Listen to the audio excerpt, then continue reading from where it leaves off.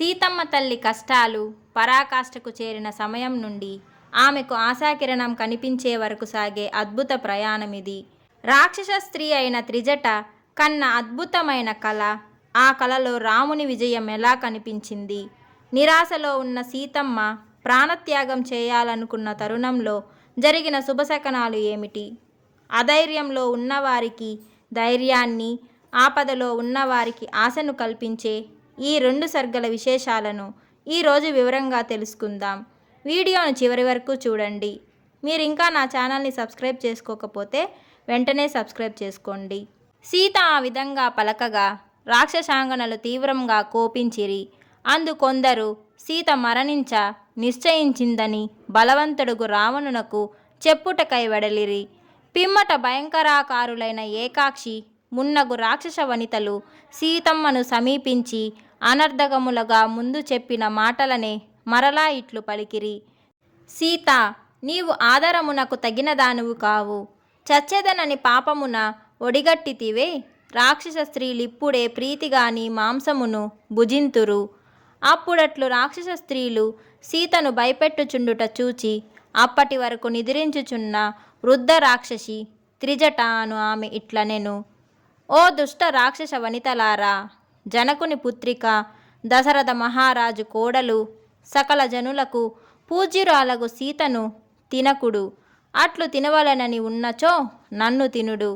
నేనిప్పుడు ఒక భయంకరమగు గగుర్పాటు కలిగించునది అగు కలగంటిని.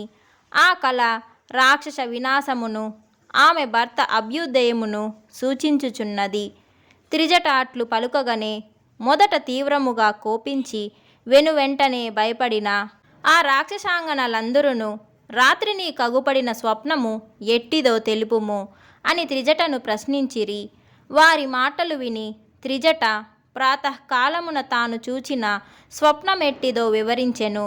రాముడు లక్ష్మణ సమేతుడై తెల్లని మాలలు వస్త్రములు దాల్చి ఏనుగు దంతములతో చేయబడినది, అత్యంత సుందరమైనది, ఆకాశమున పోవునది, 1000 హంసలతో కూర్చబడినది అగు పల్లకిని ఆరోహించి రాగచూచితిని. అట్లే సీతయు తెల్లని వస్త్రములు దాల్చి చుట్టూను సముద్రము గల తెల్లని కొండపై ఎక్కి కాంతి సూర్యునితో కూడినట్లు రామునితో కూడి ఉండగా స్వప్నమునను చూచితిని. రాముడు లక్ష్మణునితో కూడి కొండవలే ఉన్న 4 దంతముల పెద్ద ఏనుగుపై అధిరోహించి సంచరించెను. అంతట తమ తేజముతో ప్రకాశించు ఆ రామ లక్ష్మణులు తెల్లని పుష్పమాలలు వస్త్రములు ధరించి సీత చెంతకు వచ్చిరి. పిమ్మట అట్లు తెల్లని కొండపై ఆకాశమునందు రాముడు ఎక్కి ఉన్న ఆ ఏనుగు మూపుపై సీతయు అధిరోహించినది. అంత పద్మముల వంటి కన్నుల గల సీత రాముని తొడపై నుండి లేచి సూర్యచంద్రులను తమ చేతులతో పట్టుచుండగా చూచితిని. పిమ్మట ఆ రామలక్ష్మణులు విశాల నయనములు గల సీత ముగ్గురును అధిష్ఠించిన ఆ శ్రేష్టమగు ఏనుగు లంకానగరముపై నిలిచెను.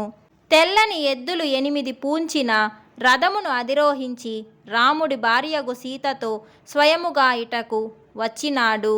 పరాక్రమశాలి పురుషోత్తముడగు రాముడు సోదరుడు లక్ష్మణునితో భార్య సీతతో కూడి అత్యంత సుందరము సూర్యుని వలె తేజోవంతమగు పుష్పక విమానమును ఎక్కి ఉత్తర దిశగా పోయెను.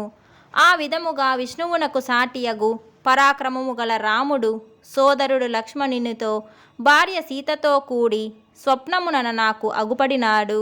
స్వర్గము పాపులకెట్లు జయింపరానిదో అట్లు మహా తేజశాలియగు రాముడు సురులకు గాని అసురులకు గాని రాక్షసులకు గాని అన్యులకు గాని జయంప శక్యముగాడు. అట్లే రావణుడును శరీరమంతా నూనె పూసుకొని ఎర్రని వస్త్రములు దాల్చి గన్నేరు పూలమాల ధరించి మద్యము తాగి మత్తెక్కి నేలపై పడి కలలో కనిపించెను. రావణుడు బోడితల గలవాడై నల్లని వస్త్రములు దాల్చి పుష్పక విమానము నుండి నేలపడగా ఒక స్త్రీ అతనిని ఈడ్చుచుండగా చూచితిని. రావణుడు ఎర్రని పూలమాలలు రక్త చందనాదులు దాల్చి నూనె తాగుచు నవ్వుచు నాట్యము చేయుచు భ్రాంత చింతుడై ఇంద్రియములు అదుపు తప్పగా గాడిదలు కట్టిన రథమునెక్కి పోవుచుండగా చూచితిని. మరలా రాక్షసేశ్వరుడు రావణుడు భయముచే తిక్కు తెలియక తలకిందులుగా గాడిదపై నుండి భూమిపై పడుట చూచితిని.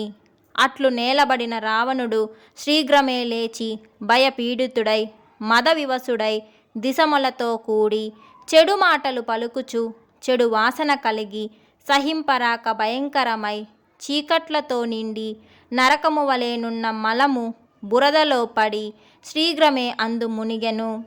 ఎర్రని వస్త్రములు దాల్చిన ఒక నల్లని ఆడుది ఎడలికి బురద పూసుకొని రావణుని మెడకు తాడు కట్టి దక్షిణ దిశకు లాగుకొని పోవుచుండెను. కుంభకర్ణుడును ఆ విధముగానే ఉండగా నేను స్వప్నమునన చూచితిని. రావణుని కుమారులందరూ నూనెతో తడిసిన శరీరముతో కనిపించిరి. రావణుడు పందిని, ఇంద్రజిత్తు మొసలిని, కుంభకర్ణుడు ఒంటెను ఎక్కి దక్షిణ దిశగా పోయిరి.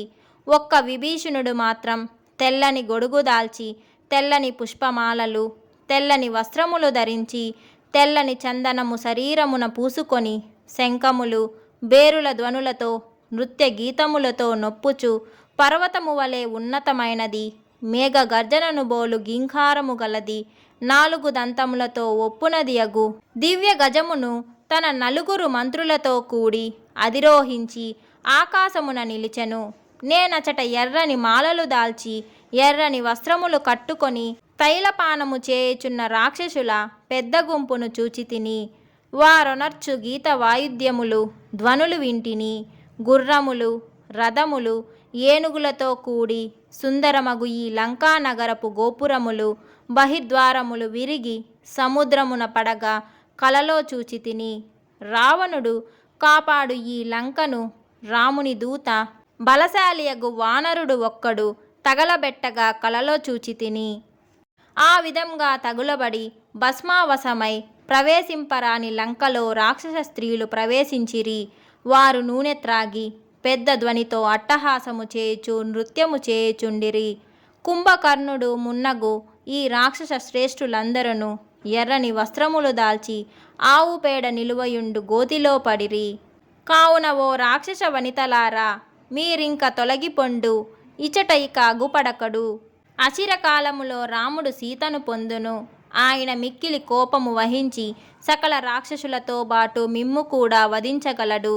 ఆయనకు ఇష్టురాలు పూజనీయురాలు వనవాస ధర్మము అవలంబించనిదియగు భార్య సీతను మీరు బెదిరించినను భయపెట్టినను రాముడు సహింపడు. కావున మీరింతవరకు పలికిన కఠినోక్తులు చాలును, మధుర వచనములే పలుకుడు. మనము సీతాదేవిని అభయము ఆచించుదము. ఇదియే నాకు యోగ్యం అనిపించుచున్నది. దుఃఖితరాలు అయిన ఏ వనితకు సంబంధించి ఇట్టి కలను గాంతుమో ఆమె సకల దుఃఖములు తొలగి తనకు మిక్కిలి ప్రియమైన దానిని పొందును.